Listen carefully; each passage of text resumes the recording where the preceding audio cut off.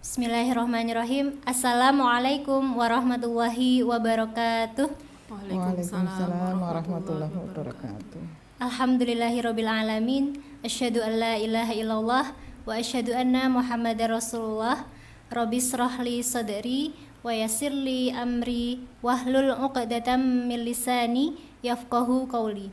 Puji syukur kita panjatkan kepada Allah Subhanahu wa taala yang telah memberikan banyak sekali nikmat kepada kita, di antaranya ada nikmat kesehatan, kesempatan, sehingga kita bisa berkumpul dalam acara talk show parenting SDIT Ihsanul Fikri Kota Magelang. Salawat dan salam kita haturkan kepada Rasulullah Muhammad Sallallahu Alaihi Wasallam, suri tauladan kita yang kita nantikan syafaatnya sampai di hari akhir kelak. Ayah bunda dan juga hadirin yang kami hormati, hari ini kami bertemu lagi dalam acara talk show. Saya Muhimmatun Nafi'ah yang akan menjadi moderator dalam acara talk show parenting yang akan mengangkat tema problematika belajar daring. Selain itu saya juga diamanahi sebagai guru Umi atau Al-Quran di SDIT Ihsanul Fikri Kota Magelang. Nah, ayah bunda yang dirahmati Allah, sudah 1 tahun kita menjalani pembelajaran daring atau belajar online ya, karena akibat pandemi dari COVID-19 ini. Nah, pastinya ada banyak problematika yang kita hadapi karena ada perubahan proses belajar dari tatap muka secara langsung kemudian menjadi tatap muka via daring atau online. Nah, maka dari itu kami mengangkat acara parenting kali ini dengan tema problematika belajar daring. Nah, sudah bersama dengan kami di studio ya, ada 2 narasumber yang luar biasa. Yang pertama ada Ustazah Sumi dan juga ada Bunda Vita yang merupakan salah satu wali murid dari anak-anak kita di SDIT Ihsanul Fikri. Assalamualaikum Ustazah. Waalaikumsalam Bu Nafi. Ya, jazakumullah telah hadir dan menyempatkan waktu untuk menjadi narasumber di acara parenting kali ini. Ya, mungkin kita langsung mulai dari perkenalan terlebih dahulu ya, agar kita lebih kenal. Nah, monggo dari Bunda Vita dulu bisa diperkenalkan. Saya Vita, orang tua dari Narendra dan Yudhistira yang bersekolah di SDIT Ihsanul Fikri. Keseharian saya sebagai pengajar di salah satu SMK swasta di Kabupaten Magelang. Oh, Masya Allah. Ya, berarti selain mendampingi putra dan putrinya di rumah belajar daring juga punya kegiatan lain ya, Bunda? Iya, Masya betul sekali. Cukup sibuk sepertinya, nggih? Lumayan. Masya Allah. Ya, terima kasih Bunda Vita. Narasumber kita selanjutnya adalah Bu Sumiati, SPD, yang merupakan salah satu konselor di sekolah kita di SDIT Ihsanul Fikri Kota Magelang. Mungkin kita langsung masuk ke tema kita pada hari ini, pembahasannya, nggih Bunda, tentang problematika belajar daring di rumah. Nah, ini Bunda Vita ini bagaimana perasaannya selama ini? Sudah cukup lama ya Bunda mendampingi Ananda belajar di rumah. Kira-kira seperti apa, bisa diungkapkan pengalamannya? Ini suatu pengalaman yang luar biasa sekali ya, sudah hampir 1 tahun begitu ya, hampir 1 tahun. Nah, kalau bagi saya pribadi, karena saya bekerja, kemudian suami saya juga berada di luar kota yang tidak bisa setiap hari juga mendampingi anak-anak, kemudian saya juga tidak ada ART yang setiap hari ada di rumah. Ini benar-benar suatu hal yang luar biasa sekali pandemi ini, dan anak-anak setiap hari harus ikut saya bekerja karena sambil nanti bisa saya ini daring ya, seperti itu. Nah, benar-benar luar biasa ini pengalaman yang harus benar-benar menuntut saya untuk ekstra sabar seperti itu, dan bahkan pernah suatu ketika itu yang benar-benar saya itu merasa jenuh gitu ya, benar-benar blenger gitu ya kalau bahasa kalau bahasa Jawa itu benar-benar blenger ya. Bahkan sampai pernah 1 pekan itu anak-anak itu saya biarkan untuk tidak saya dampingi daring, karena dan akhirnya juga saya tambah blenger lagi karena kan jadi menumpuk. Nah, itu seperti itu. Nah, mungkin nanti saya juga mohon solusi atau masukan dari Ustadzah agar saya bisa lebih termotivasi lagi dalam menghadapi daring seperti ini. Masya Allah ya Bunda. Iya. Pasti ada kejenuhan itu ya, yang mungkin Iya, juga pernah. dirasakan banyak Bunda di rumah. Ini Bunda Vita salah satu aja perwakilan ini. Bagaimana Bu Sumi menghadapi hal semacam ini? Nggih. Sepertinya masalah ini sama ya. Saya sebagai orang tua juga mengalami ya masalah yang sama, yaitu kita menghadapi situasi yang berbeda. Tugas yang selama ini dilakukan oleh guru di sekolah menjadi dilakukan oleh kita di rumah. Nah, lalu bagaimana agar kemudian kita bisa survive semua, ibunya, anaknya, orang tuanya, semuanya survive. Jadi awal pandemi dan kemudian anak-anak itu disuruh di rumah. Ini memang yang saya rasakan dan mudah-mudahan ini bisa menjadi pembelajaran buat kita semua. Bahwa di antara hikmah pandemi yang kemudian anak dikembali, sepertinya Allah itu seakan-akan mau mengembalikan tugas pendidikan anak itu pure, sepenuhnya kepada orang tuanya. Sepenuhnya, yang tadinya dibantu guru, yang menjelaskan guru, yang mendampingi guru, ini seakan-akan Allah pinggirkan bantuan-bantuan itu. Dan Allah penuhkan, tumpahkan semua itu, amanah itu kepada kita, dan kelak kitalah yang akan dimintai pertanggungjawabannya. Jadi, kalau kemudian kita menerima, ya, ketika Allah titipkan amanah anak kepada kita, kemudian Allah juga berikan tugas amanah pendidikan itu, menghantarkan anak ini kepada keridhaan Allah, gitu ya. Yang pertama adalah diterima, ridho dengan tugas ini, karena memang tugas ini adalah tugas kita. Selama ini di sekolah itu kita sangat terbantu oleh guru dan sebagainya, terbantu oleh orang lain, tapi sesungguhnya amanah ini adalah amanah kita, gitu.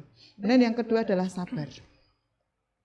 Tidak ada kiat yang lain selain sabar. Fasbir sabran jamila, bersabarlah dengan kesabaran yang baik. Sabar. Kemudian sudah enggak sabar, sudah mulai jenuh, ya disabar-sabar ke. Sampai kapan? Sesabar-sabarnya. Jadi enggak ada batasnya. Kemudian yang ketiga adalah doa. Jadi luar biasa. Anak ini memang amanahnya ke kita, tapi kita dapat bonusnya. Dan bonusnya itu enggak bain-bain. Allah kasih hadiah kepada kita, enggak bain-bain.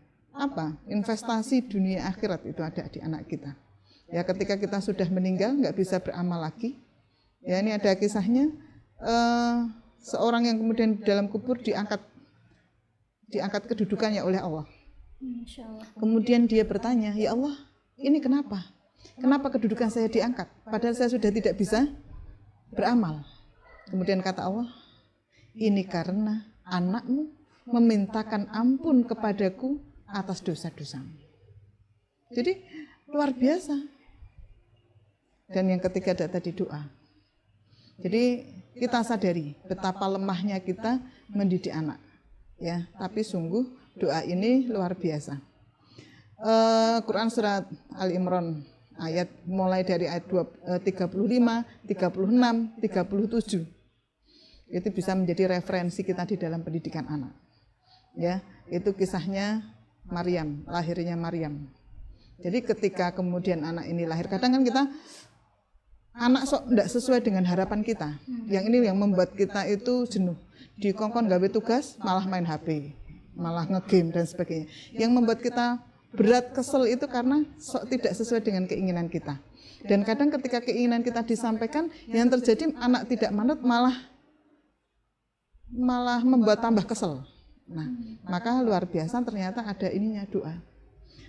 Jadi ketika Maryam di kandungan ibunya, Bu Hana, maka orang tua ini sudah bernazar, ya Allah, aku nazarkan, dedikasikan anak dalam kandunganku untuk berbakti kepadamu. Kemudian ketika anak ini lahir, ya, kemudian didoakan. Ini uidullah bika badriyatah minasyaitonir rajim. Ya Allah, aku berlindung untuk anak ini dan keturunannya dari godaan setan yang terkutuk. Jadi luar biasa sebenarnya. Bagaimana mengatasi kejenuhan, sisi sabar, yang kedua doa, ya, agar kemudian anak kita manut, kemudian terus menghadapi, kadang mungkin kita lupa doanya, ya, pas kok orang manut kok gitu ya, tugasnya tidak selesai dan sebagainya, atau tidak sesuai lah dengan keinginan kita, berarti di situ memang Allah hadirkan ujian agar apa? Agar kita itu kembali kepada Allah, doa. Kira-kira begitu. Saya juga mengalami ya, jenuh juga. Tapi kemudian kita ingat kembali, oh ini tugas saya. Sepanjang berapa sih kita itu? Paling sepanjang usia kita ya. Selama, pandemi ini sudah setahun itu belum lama dibandingkan nanti kenikmatan yang Allah berikan kepada kita ketika kemudian kita bisa menghantarkan anak kita menjadi anak yang soleh. Gitu ya, semangat. Nih Bunda, bagaimana? Sabar Bunda. Iya, harus Sabar dan lagi doa. ya. Dan Jadi doa buat saya ya. juga gitu ya, sabar dan doa. Tadi ya kuncinya adalah sabar. Nah ini tentang kejenuhan orang tua, nggih Bunda dan juga Bu Sumi. Nah pastinya kira-kira kalau dari Bunda sendiri, anaknya, nah dari anandanya ini ada kejenuhan atau tidak? Pasti ya. Kalau anak jelas pasti ya, apalagi ini jangka waktu yang nggak sebentar seperti itu, pasti ada masa di mana anak ini tugas lagi kayak gitu, terus kapan tuh ketemu sama teman-temannya, itu pasti seperti itu. Nah sejauh ini yang saya dan suami saya lakukan ya memberikan kegiatan yang kesukaannya anak, yang ringan-ringan saja. Kebetulan kan rumah saya dekat dengan Sungai Gending ya, kalau orang Magelang pasti tahu Sungai Gending. Seneng ya. Nah, kemarin itu ketika bapaknya pulang ya udah ciblon di Gending di Gending itu. Kemudian beberapa kali saya ikutkan untuk kegiatan adventure kit, ada susur gua atau apa, yang kami juga selektif untuk protokol kesehatannya seperti itu. Nah, Masya Allah. semoga sih apa yang saya upayakan dengan suami saya ini bisa mengurangi kejenuhan dari anak-anak seperti itu. Masya Allah. Lewat bermain di luar, lewat bermain kegiatan di layang-layang luar, yang ringan-ringan. bisa menjadi alternatif ya ini Bunda kalau anaknya sudah mulai bosan, jenuh. Nah ini bisa menjadi solusi. Mungkin itu dari Bunda Vita. Kira-kira dari Bu Sumi mungkin ada tambahan Pengalaman biar ya? biar anak-anak nggak jenuh di rumah. Nah, seperti apa? Yang jelas memang jenuh, dan ini yang mesti kita sebagai orang tua pahami dan peka. Yang perlu kita pahami, jadi kan jangan sampai gini, kita anak ada tugas kemudian kita, ini tugasnya Dek, ayo udah belum. Komunikasinya hanya itu, ini tugasnya sudah belum gitu ya. Ini sudah ditagih gurunya, sudah belum. Nah, yang perlu kita pahami, ini situasi ini berbeda dari yang biasanya, ya. Anak di rumah, tidak ketemu teman, kemudian jarang keluar, kemudian tugas, walaupun tugas mungkin dibandingkan dengan sekolah, tugasnya banyak di sekolah, tetapi situasinya berbeda, dan itu setiap hari seperti itu. Nah ini tentu menimbulkan memang kejenuhan dan atau dampak-dampak yang lain. Ini yang orang tua harus peka, sensitif terhadap pergerakan emosi anak atau kondisi psikologis siswa. Kondisi psikologis anak kita, yang kemudian dengan kalau kita sudah bisa identifikasi, misalnya kayak saya, biasanya jenuh itu anak mudah marah atau mudah tersinggung atau mudah ngegas bahasanya, Lebih sensitif ya ngegas ya. Jadi kita ngomong biasa datar kok anaknya nadanya tinggi ya, padahal kita sudah ingatkan ya tidak boleh nadanya kayak gitu, lebih dari Umi nggak boleh, saya bilang gitu. Nah ini berarti kondisi anak ini sebenarnya ada masalah, boleh dari kejenuhan diantaranya.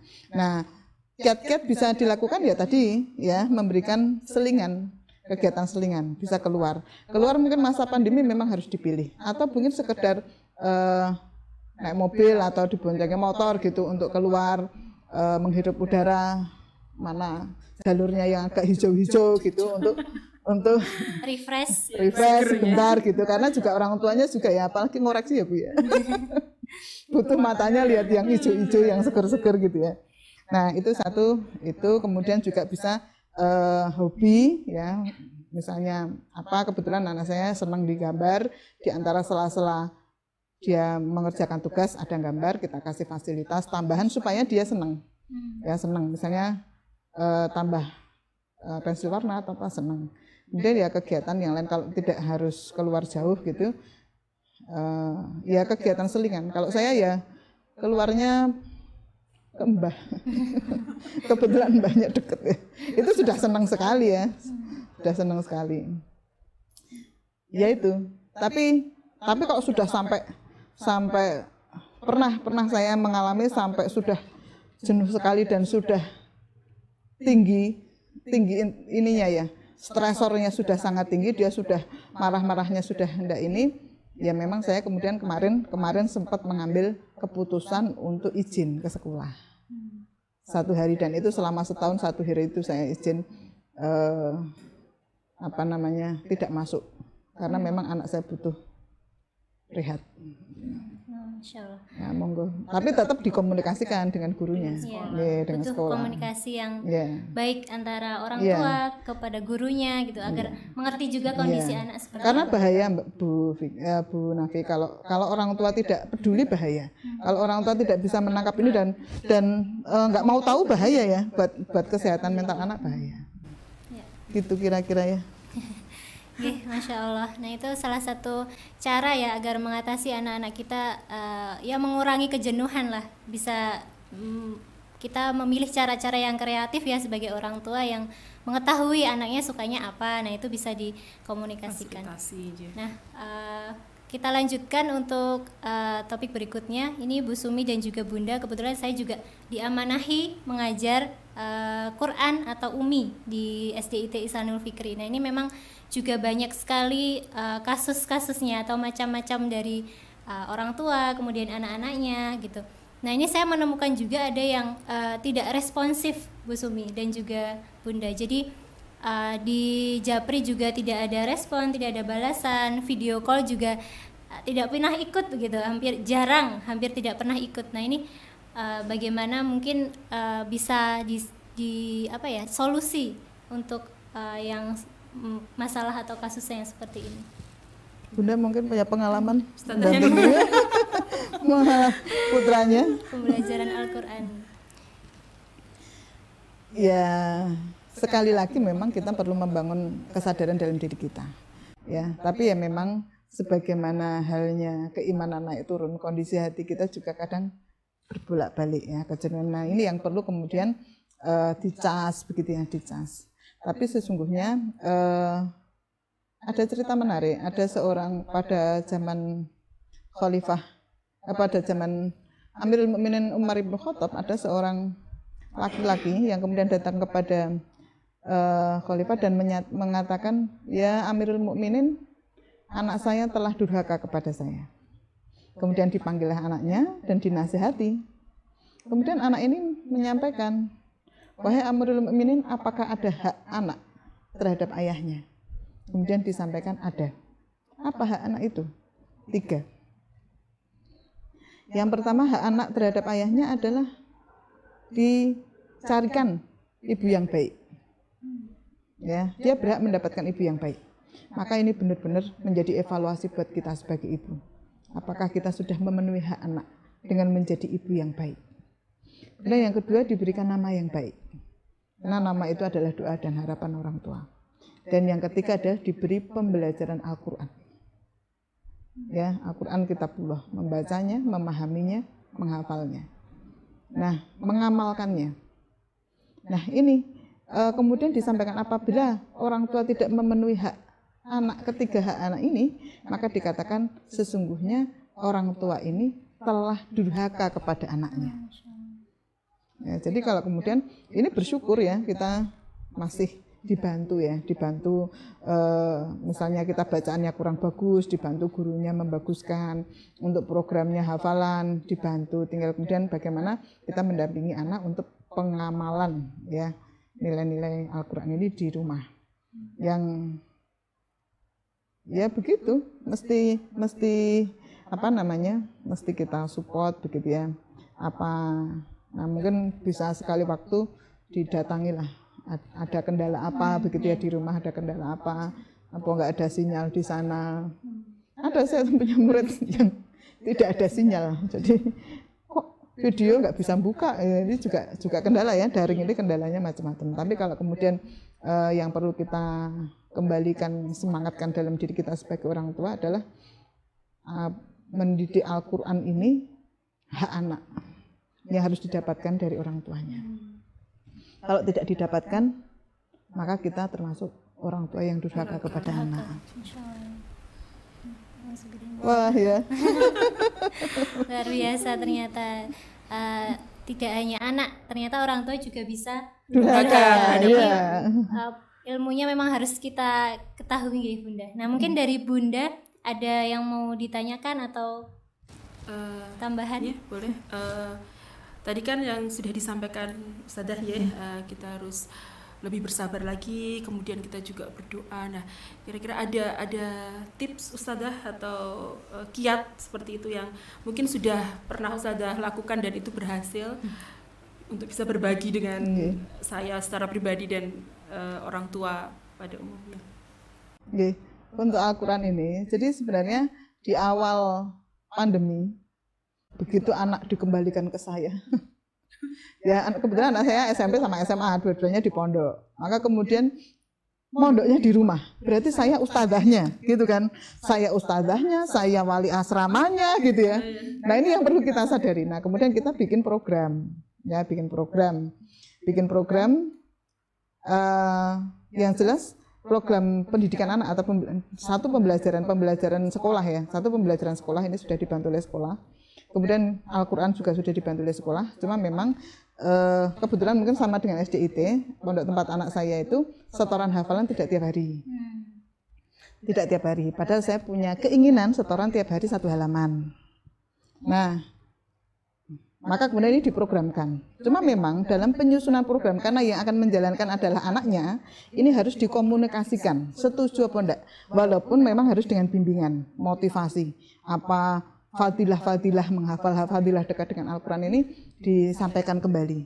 Nah, kemudian yang ketiga adalah pembentukan karakternya. Nah, jadi memang harapan kami adalah kita jangan terjebak mendidik anak ya, terutama masa daring ini, jangan kita terjebak kepada menyelesaikan tugas dari sekolah, menyelesaikan ulangan, dapat nilai, dah bas itu selesai, main. Terus orang tua bebas, anaknya juga sudah bebas, orang tua sudah ringan, nggak ada tugas. Justru ketika kemudian anak bersama kita, disitulah kesempatan kita untuk membentuk karakter anak. Nah, ya kalau Al-Quran, kalau yang pelajaran sekolah sudah ya dengan sekolah ya. Kalau yang Al-Quran ini tadi ya, karena saya punya keinginan itu setornya setiap hari, sedangkan sekolah itu 2 kali ya, anak saya itu 2 kali karena harus gantian dengan yang lain. Ini saya komunikasikan dan alhamdulillah mau anaknya, mau. Kemudian sistem setorannya seperti apa? Setorannya saya tadinya Umi yang nyemak gitu ya, saya yang nyemak. Tapi ternyata anak-anak gak mau. Maunya ya disemak gurunya dan progresnya itu terrekod gitu ya oleh sekolah. Tercatat oleh sekolah gitu. Nah, kemudian saya komunikasikan ke gurunya. Nah, jadi penting, komunikasi itu penting lah, termasuk program begini. Bersedia tidak begitu ya Bu Guru untuk bisa disetori setiap hari begitu. Kemudian alhamdulillah ustadzahnya mau gitu ya. Kemudian nah, terus sudah berjalan, sudah ACC begitu ya, kita sepakati bersama, pihak sekolah juga sudah mau. Nah, kemudian tinggal berjalannya. Nah, berjalannya kan ternyata tidak semulus. Nah, makanya memang perencanaan, kemudian pendampingan, kemudian evaluasi. Ternyata berjalannya tidak semulus.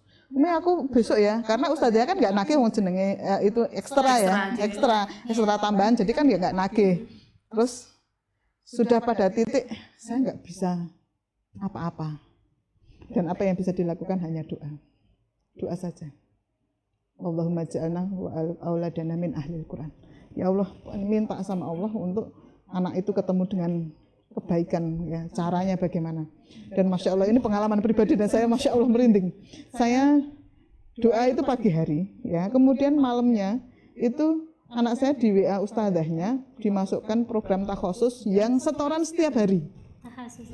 Iya, jadi langsung dijawab gitu ya. Nah, jadi ibu-ibu jangan khawatir lah, kita itu punya senjata yang luar biasa, doa.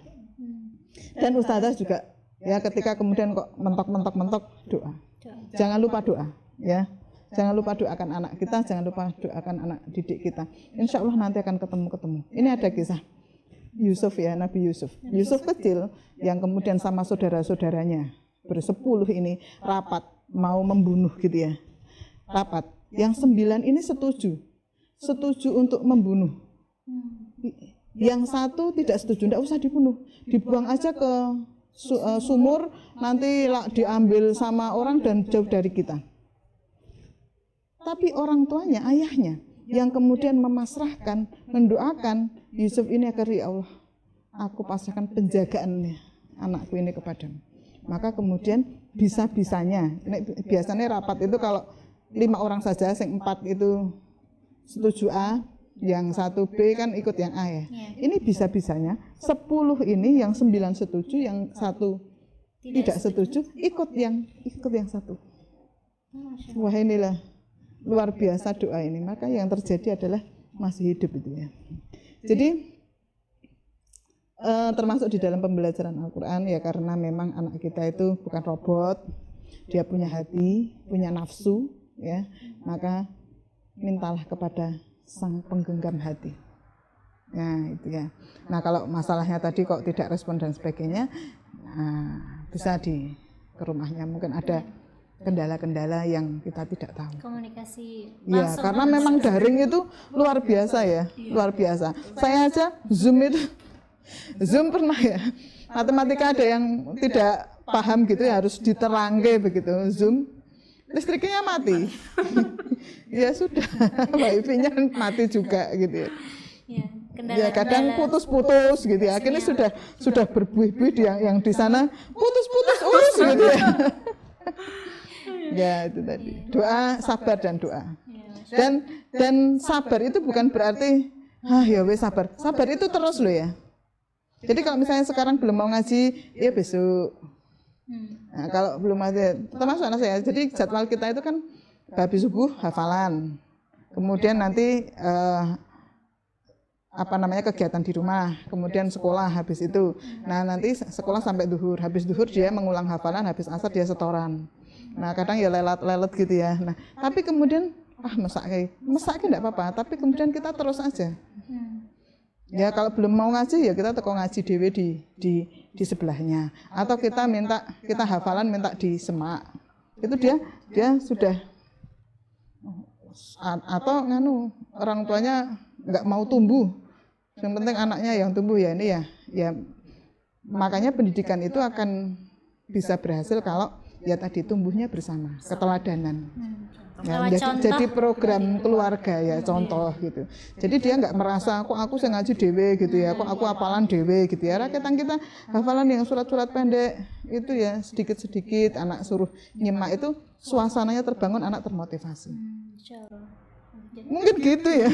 Ini kayaknya nanti saya butuh waktu tambahan di balik layar nih kayaknya untuk konsultasi program. Ya menarik sekali ini. Ya walaupun saya sendiri ya tidak mesti berhasil ya, tetapi yang penting sabar itu terus gitu ya. Kita terus nggak mau sekarang ya nanti ditanya lagi gitu.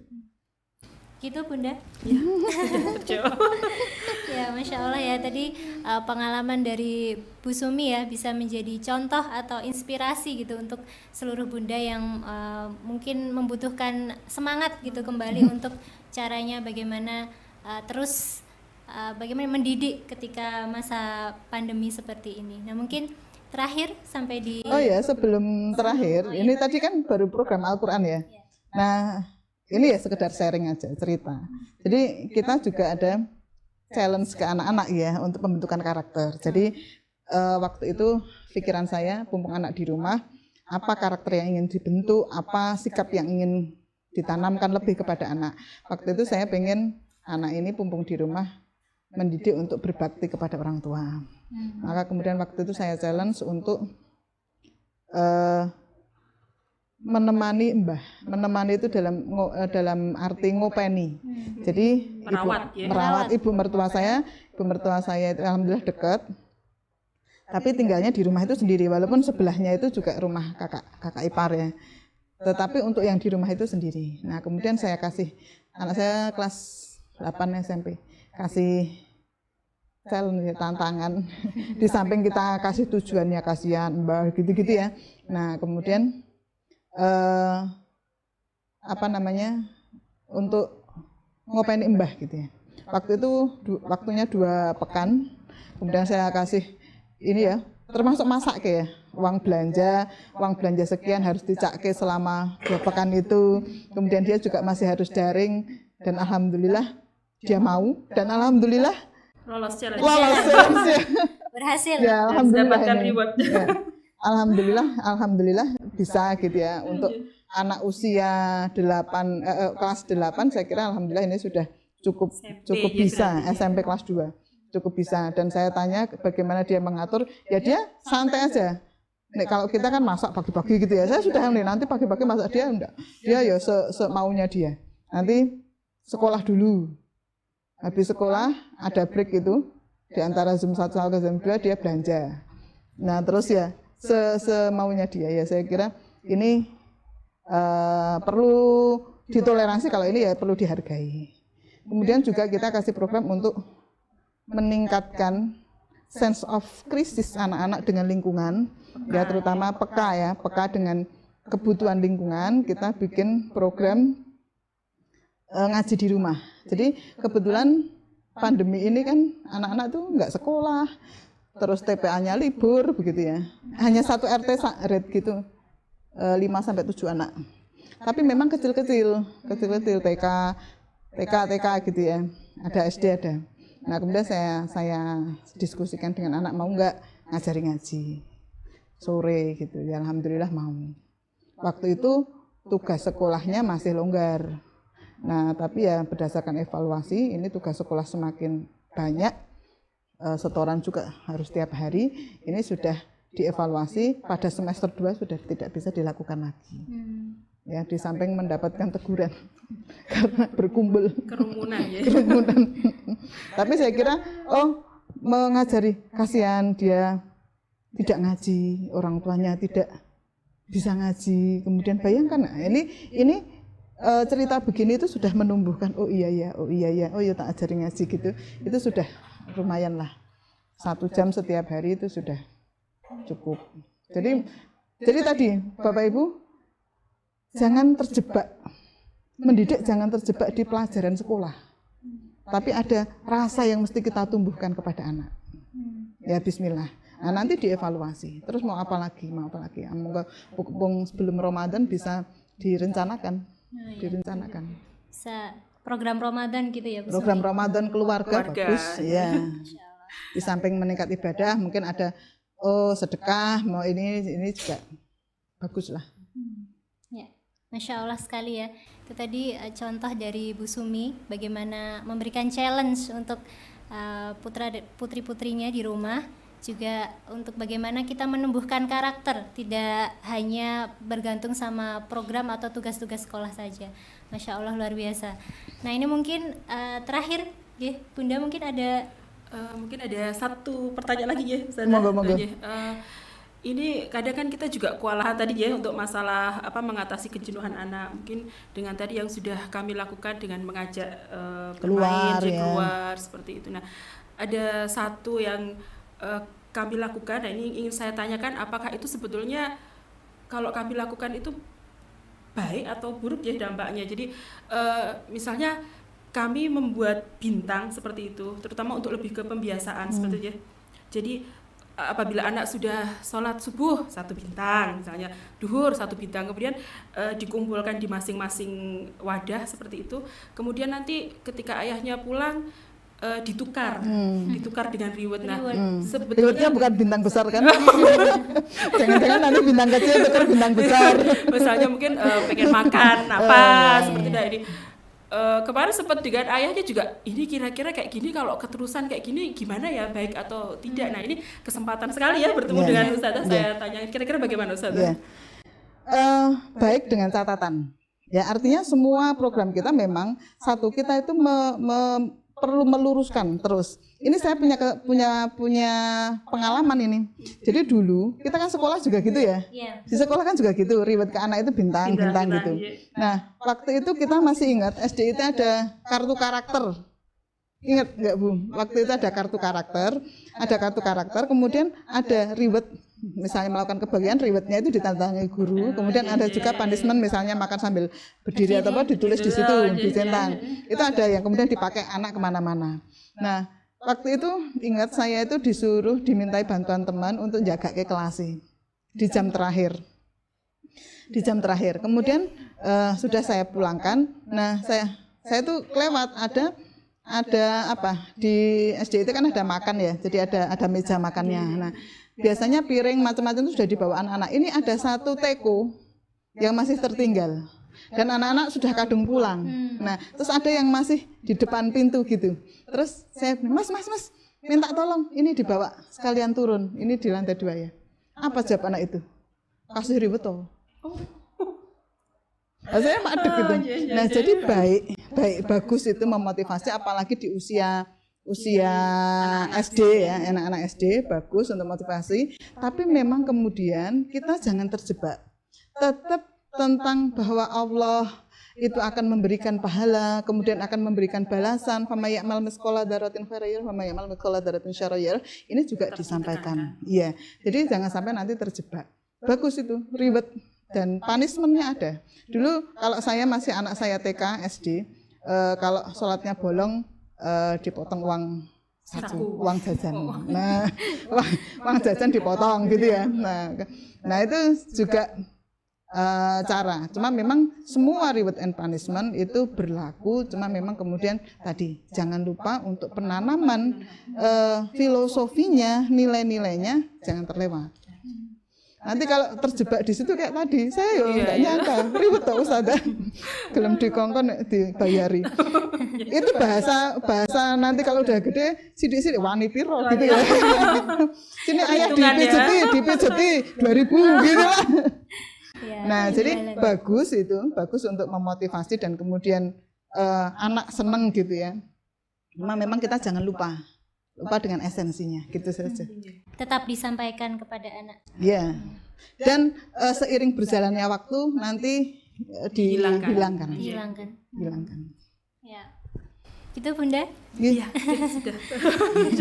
Masya Allah, inspiratif sekali ya contoh-contoh tadi yang disampaikan Bu Sumi maupun Bunda ini bisa jadi solusi tapi juga tetap harus memperhatikan esensinya, itu tetap harus disampaikan kepada anak-anak kita. Nah, Masya Allah kita sudah sampai di penghujung acara nggih. Mungkin dari Ustazah Sumi kami mohon untuk closing statement. Nah, untuk menutup acara parenting tentang problematika belajar daring ini. Saya carikan dari Al-Quran saja ya. Quran surat Ar-Ra'd ayat 23-24 saya bacakan artinya. Yaitu surga Aden, mereka masuk ke dalamnya bersama dengan orang yang soleh dari nenek moyangnya, pasangannya, dan anak cucunya, sedang para malaikat masuk ke tempat-tempat mereka dari semua pintu, sambil mengucapkan selamat sejahtera atasmu karena kesabaranmu. Maka alangkah nikmatnya tempat kesudahan itu. Jadi Masya Allah, ini bersama-sama satu keluarga, rombongan ke surganya Allah. Ya, maka yang waktu yang sebentar ini insya Allah tidak lama, bersabarlah. Bersabar dalam ketaatan, bersabar dalam ujian begitu ya, dan bersabar untuk menjauhi kemaksiatan. Mudah-mudahan Allah ridho ya kita bersama keluarga kita, anak keturunan kita, terus semangat ya Bapak Ibu, terus semangat. Dan kalau kita itu jangan lupa kita itu punya doa ya. Kalau kita merasa lemah dengan segala cara, mau gimana lagi, ada doa, maka doakan terus anak kita, insya Allah Allah dijaga. Tetap semangat, insya Allah, bismillah, Allah kumpulkan kembali ya kita bersama keluarga kita di surganya Allah. Amin, gitu? Amin, Masya Allah ya. Masya Allah sekali, jazakillah khairan kepada Bu Sumi atas cerita, kemudian juga inspirasinya, ilmunya, Masya Allah bermanfaat. Kemudian juga dari Bunda Vita, terima kasih atas sharingnya, mewakili bunda-bunda wali murid SDIT Ihsanul Fikri dan juga mungkin banyak bunda-bunda juga di luar sana. Semoga apa yang sudah kami bincangkan di sini ya, kami diskusikan ini memberikan manfaat yang berarti bisa untuk memperbaiki mungkin solusi-solusi tentang problem yang dihadapi ketika belajar daring, meluruskan kembali niat kita untuk mendidik putra-putri kita. Kemudian yang tadi yang satu poin yang sangat menyentuh saya itu adalah kita mengutamakan hikmah gitu ya, mengutamakan hikmah atas pandemi ini, belajar daring ini pasti ada hikmah yang insya Allah Allah akan kasih kepada kita, tinggal bagaimana kita untuk menghadapinya. Begitu dari kami, mohon maaf apabila ada kesalahan, ada kekurangan dalam membawakan acara. Akhirul kalam, wassalamualaikum warahmatullahi wabarakatuh. Waalaikumsalam warahmatullahi wabarakatuh.